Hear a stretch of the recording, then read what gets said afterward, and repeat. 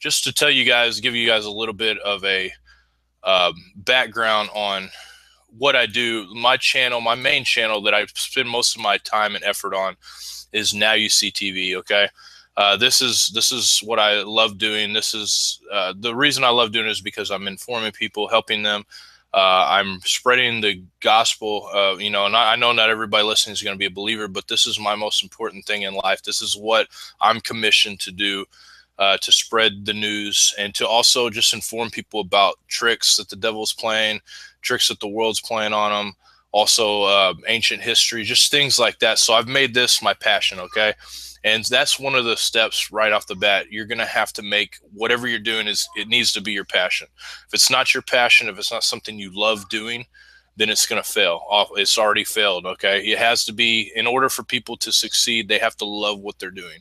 It's so true. John, could you give them some ways to possibly go and find their passion? I know we've talked about this, me and you back and forth before, but might you give some insight on how to do that? Yeah. What I would, how to find your passion.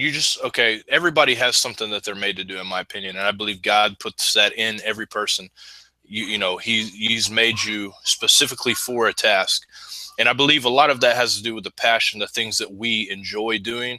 And obviously, I'm not talking about going out and doing evil things like some people enjoy, all kinds of horrible stuff. I'm talking about the thing that you're good at. Everybody's naturally good at something. Okay. And not everybody is made for this. I mean, there's no doubt about it. I talked to a guy the other day and I was asking him, I said, what is your passion? What do you like doing?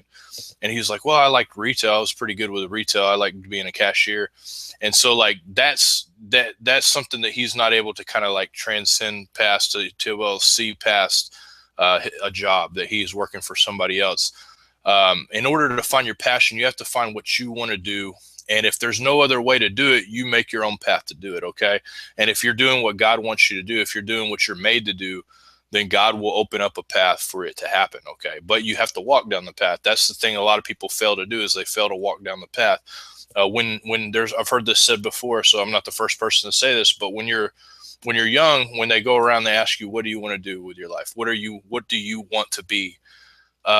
You get all kinds of answers. You got people that are, I want to be an artist, or I want to be a fireman, or I want to be a pilot, or I want to be a veterinarian, and all these different things. Well, throughout life, sometimes those goals seem way far in the distance. They seem hard to do, or you make your decision based on money.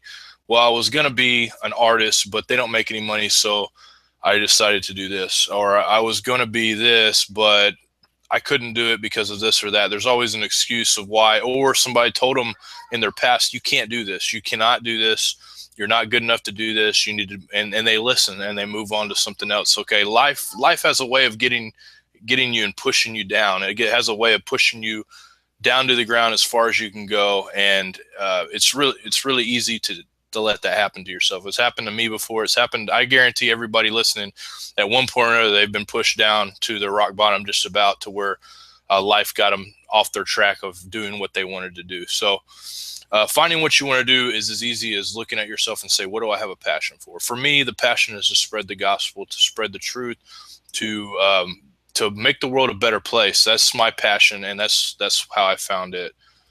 So now, after you find the passion, now you get the YouTube, and then we start going into the next steps. You found your passion, and you want to portray it on YouTube. You want to create. You're a creator. You want to make content. This is your passion. You want to make content for a specific purpose. Okay, so some people want to make content just to make money. Okay, that's fine if that's their passion, is to make money. Whatever, but I would suggest to you that you find a passion that is, because money can take you on a horrible trail. If that's all you care about is money, it can take you down a trail of all kinds of things. And you see the love of money in the Bible says the root of all kinds of evil. So if that's your passion is money, then I would be very leery of yourself, just leery of everything. Because if that's all you care about making, you'll do anything for it. It becomes a god. So anyways, but if your passion is about like my passion, okay, I found my passion. I decided to do this. I knew that God wanted me to bring the word. I brought a lot of pain and misery before I was a believer to people. So I wanted to bring positivity, truth, and all these different things. So you find it, you start your YouTube channel, okay, or your website, blog for that matter. This can go hand in hand, this stuff that we're talking about here today, because search engine optimization works almost the same exact way as YouTube optimization for your titles and everything like that. So because when you're picking your title, your URL, for instance, when you're picking your title for your page, when you're picking your content that's on your page, and you're picking your tags for your page, it's exactly the same kind of thing. It's called search engine optimization. And you're not always going to get it right the first time, okay? But I'm going to guide you through the steps that I do to kind of get this out there, okay?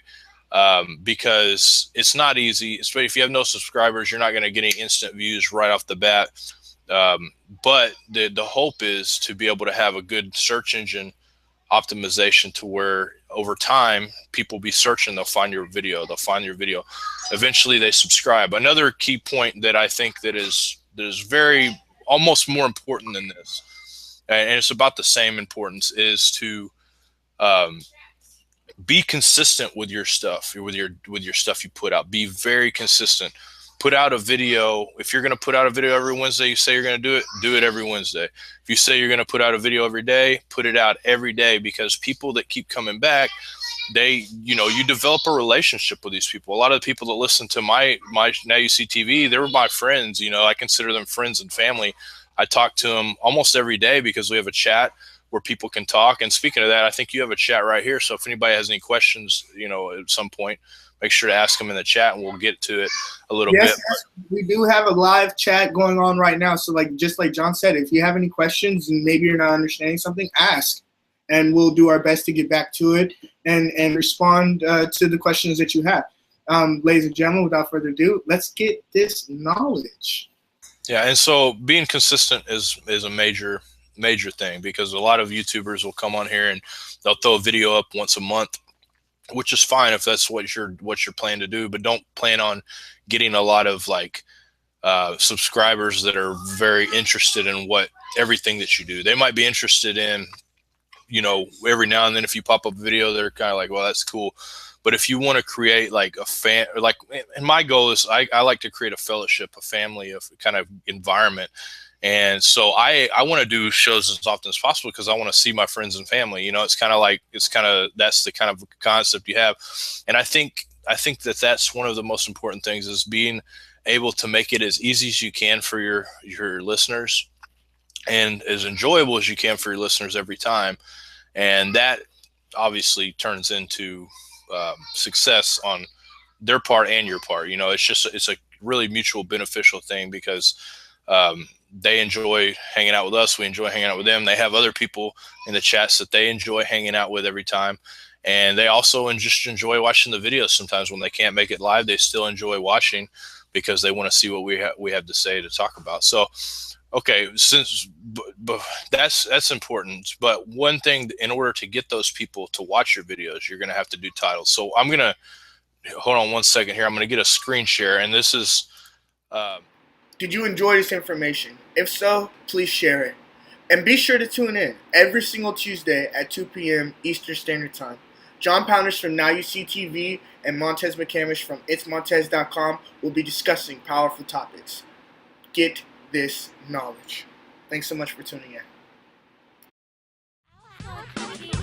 How you doing today, good sir? I'm doing quite fine. How about you, sir? I'm doing mighty fine. I'm doing swell. All right. I'm walking all by myself. Said I'm talking. Can't you feel the way? Can't you feel the way? Said I'm walking all by myself. Can't you feel the way? Can you feel the way? Can you feel the way? Yeah, I'm walking by myself.